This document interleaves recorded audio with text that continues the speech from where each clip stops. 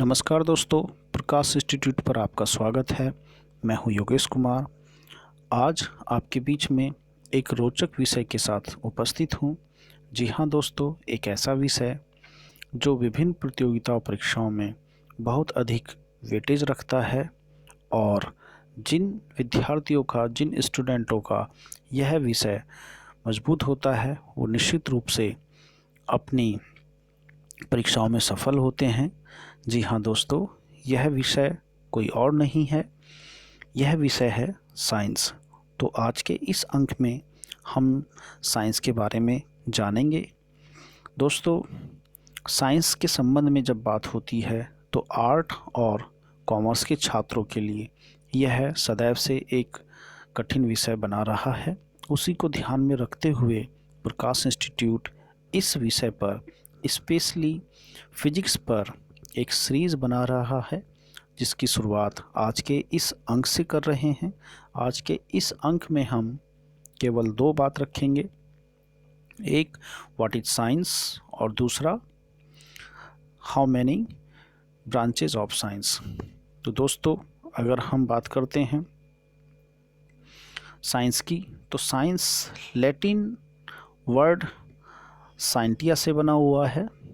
Scientia का संबंध Latin word scientia से बना हुआ है।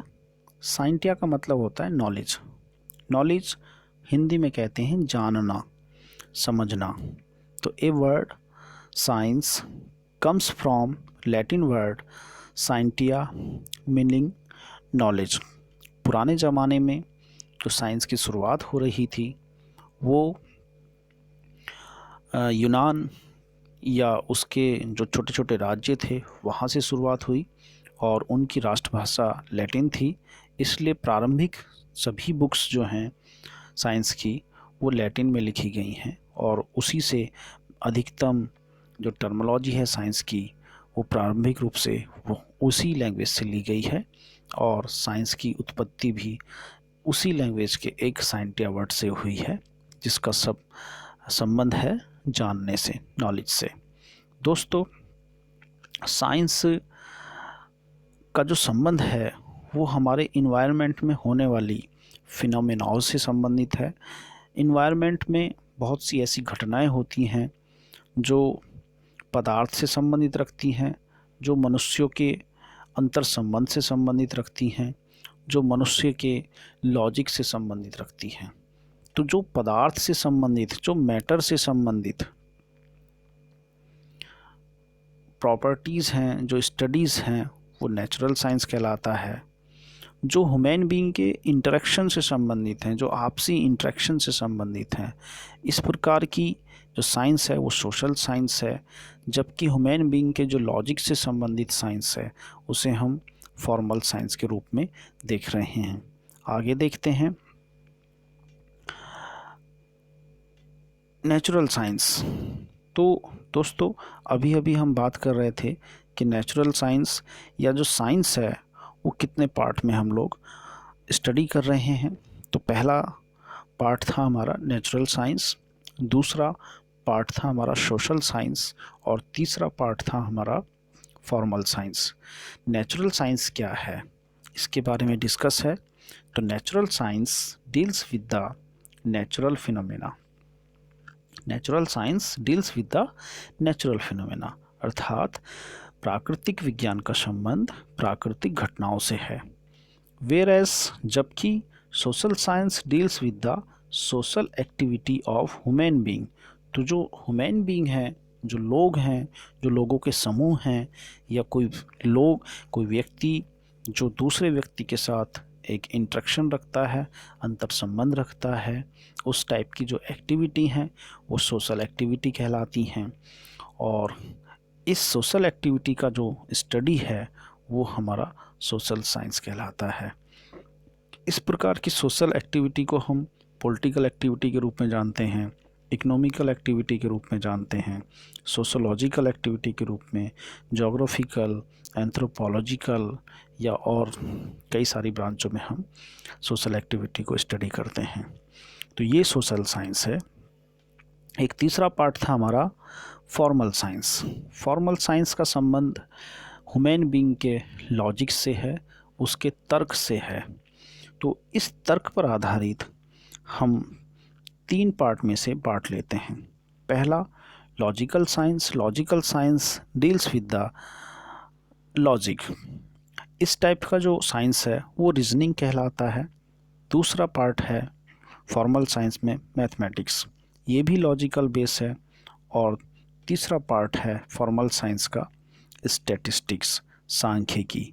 सांख्यिकी भी लॉजिक बेस है, जो स्टेट का एक साइंस कहलाता है। स्टैटिस्टिक्स का संबंध स्टेट साइंस से है।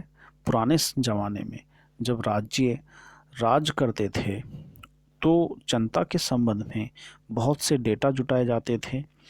वो डेटा स्टेट्स कहलाते थे, क्योंकि इस प्रकार का जो डेटा था वो राज्यों के लिए बनाया गया। उसी शब्द से स्टैटिस्टिक्स बना, स्टेट से स्टैटिस्टिक बना। इसका मतलब स्टैटिस्टिक्स जो है वो स्टेट साइंस है। तो अभी तक हम दोस्तों नेचुरल साइंस, सोशल साइंस और फॉर्मल साइंस के बारे में देख चुके हैं। अब हम बात करेंगे नेचुरल साइंस के कितने प्रकार हैं। तो natural science have 3 main branch. Natural science have 3 main branch. 3 main branch हैं। दोस्तों आपको याद होगा नेचुरल साइंस का संबंध प्राकृतिक घटनाओं से है, नेचुरल फिनोमेना से है। नेचुरल फिनोमेना के अंतर्गत हम पदार्थों की ऐसी प्रॉपर्टी को रखते हैं जो महसूस की जा सकती है, जो हमें दिखाई देती है या जो महसूस की जाती है। दूसरी प्रॉपर्टी को हम देख नहीं सकते हैं, लेकिन पदार्थ किस प्रकार से बना हुआ है, उसका कॉन्फ़िगरेशन क्या है, उसकी स्ट्रक्चर क्या है, उसका संबंध एक प्रॉपर्टी से होता है। और एक और हमारा नेचुरल साइंस के अंतर्गत आता है प्रकृति में जो लाइफ है वो क्या है, उसके बारे में जो स्टडी है वो बायोलॉजी कहलाती है। तो हम नेचुरल साइंस को 3 पार्ट में बांटते हैं, फिजिक्स, केमिस्ट्री एंड बायोलॉजी। तो दोस्तों पहला पार्ट हम देखते हैं। अगर हम इन्हें अच्छे से समझने की कोशिश करते हैं कि फिजिक्स क्या है, तो हमें सबसे पहले मैटर को समझना होगा। मैटर क्या है? तो मैटर को समझने के लिए हम देखते हैं मैटर क्या है, पदार्थ क्या है। तो आप देख रहे होंगे मैटर, एनीथिंग, कोई भी चीज़, having mass and occupied the space. Having mass and occupy the space, जिसमें 2 प्रॉपर्टी हो, ऐसी कोई भी चीज़ क्या कहलाती है? Is called matter. तो मैटर क्या है? Anything have mass and occupied the space is called matter. अगर हम इस आधार पर देखते हैं तो हमारे आसपास जितनी भी वस्तुएं दिखाई देती हैं, वो चाहे हवा हो, पानी हो, हम खुद स्वयं में हो, पृथ्वी हो, या फिर चांद, तारे, सितारे, या जो भी कुछ आप देख रहे हैं, वो सब के सब स्थान घेर रहे हैं। यहाँ तक कि हवा भी स्थान घेरती है, इसलिए हवा भी एक मैटर है। तो अगर हम अपने आसपास की सारी वस्तुओं को देखते हैं तो उन्हें क्लासिफाई कर पाते हैं, और इस प्रकार से पदार्थ की जो स्टेट्स हैं वो समझ में आती है कि उसकी अवस्थाएं कितनी हैं। तो दोस्तों पदार्थ की कितनी अवस्थाएं हैं इसे हम देख रहे हैं। There are 4 states of matter. पदार्थ की 4 अवस्थाएं हैं। हमारे आसपास की जो वस्तुएं हैं वो 4 प्रकार से दिखाई देती हैं। या तो वो ठोस होंगी, सॉलिड होंगी, या वो लिक्विड फॉर्म में होंगी, द्रव के रूप में होंगी, या फिर वो गैस के फॉर्म में होंगी। एक चौथा नाम और है जिसे हम प्लाज्मा कहते हैं। प्लाज्मा पदार्थ का वह रूप है जो बहुत अधिक ताप पर जो पदार्थ के कंस्टिट्यूएंट पार्ट हैं, अर्थात पदार्थ जिनसे मिलकर बना है, जिन्हें हम परमाणु कहते हैं। तो परमाणु अत्यधिक ताप पर अपने मूल कणों में, अपने फंडामेंटल पार्टिकल्स में टूट जाता है। वह रूप जिसमें पदार्थ अपने कंस्टिट्यूएंट पार्ट के फंडामेंटल पार्ट्स में टूट जाता है, प्लाज्मा कहलाता है। यह अस्थायी फॉर्म होती है, अधिक टेम्परेचर पर ही उत्पन्न की जा सकती है। पृथ्वी पर नॉर्मल टेम्परेचर पर प्लाज्मा को उत्पन्न करना मुश्किल है, लेकिन जब कोई एटॉमिक बम एक्सप्लोड करता है तो उस समय प्लाज्मा क्रिएट होता है, प्लाज्मा बनता है। अधिकतर प्लाज्मा जो स्टार्स हैं उनके न्यूक्लियस में पाया जाता है। तो दोस्तों, पदार्थ को हम समझ पाए, एक ऐसी कोई भी वस्तु जिसमें भार हो और जो स्थान घेरती हो, वो क्या कहलाता है? मैटर कहलाता है। मैटर की 4 स्टेट्स हैं। अगर हम मैटर की प्रॉपर्टी की बात करते हैं तो दोस्तों, मैटर की प्रॉपर्टी को हम स्टडी कर सकते हैं। तो आप यहाँ देख रहे होंगे मैटर की property.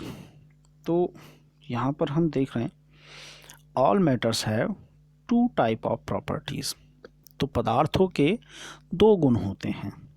Number 1 macro properties, number 2 micro properties.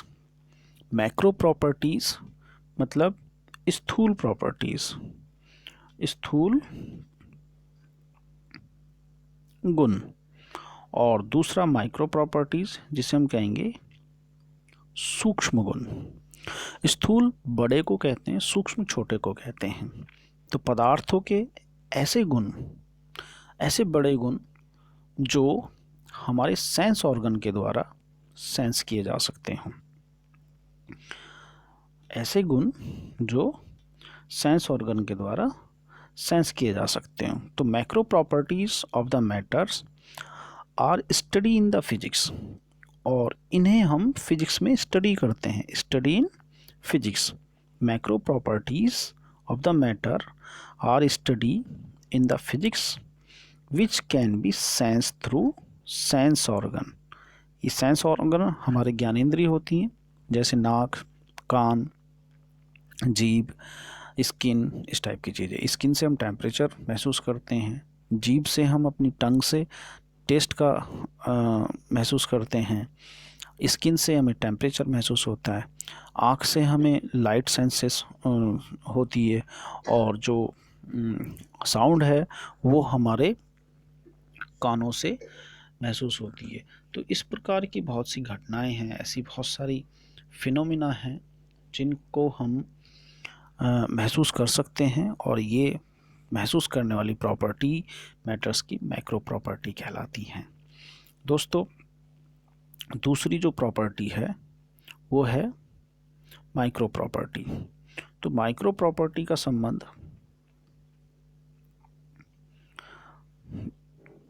ऐसी प्रॉपर्टी से, whereas micro properties of the matter are studied in the chemistry like structure of the matters।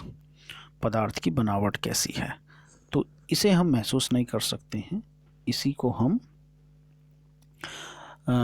Micro property कहते हैं। तो आज के इस वीडियो में हमारा उद्देश्य विज्ञान क्या है और उसकी ब्रांच कितनी है।